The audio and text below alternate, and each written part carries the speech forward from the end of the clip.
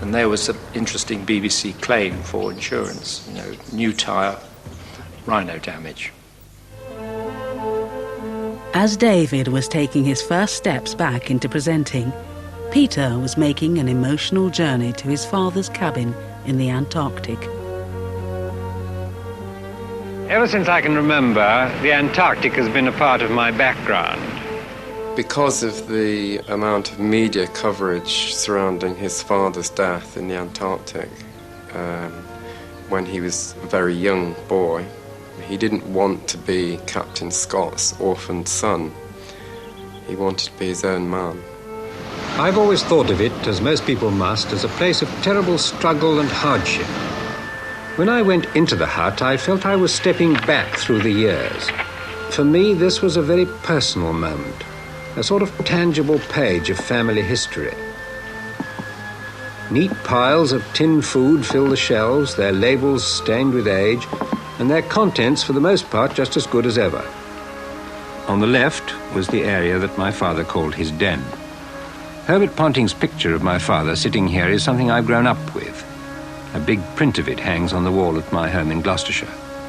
And here, on the wall behind my father, is a picture within a picture of me at the age of 2.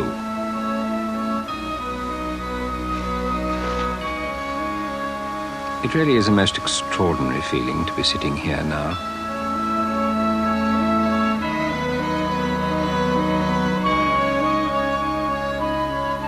Returning from his harrowing trip to the Antarctic, Peter continued to produce wildlife paintings, often as a means to fund his conservation work.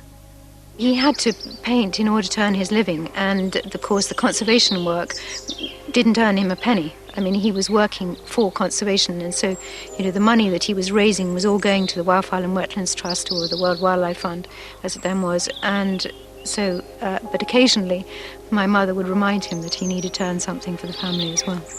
He'd say, OK, I'll knock off a few more pink feet at sunset and flog it at a very inflated price to some rich person. And it was brilliant, So he made a lot of money for conservation with his painting. Oh, what a wonderful thing to be able to do.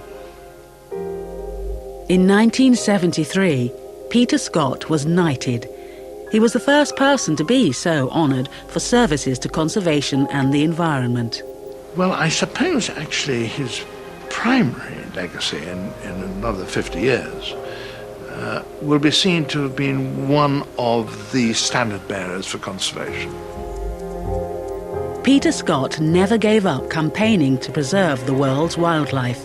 With his boundless energy and enthusiasm, he extended the Wetlands Trust to many more areas of the United Kingdom.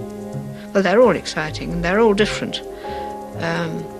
But this was an important part of it all, to spread the word all round, and education became more and more important. Whatever Peter Scott took to, he took to it to the power of 10. He became not just mastering it, but he became an expert, a world beater. We had a very happy marriage, and he introduced me to a lot of things that I might not have become interested in if we hadn't got married. So, yes, I think I'm extremely lucky to have had such a wonderful life.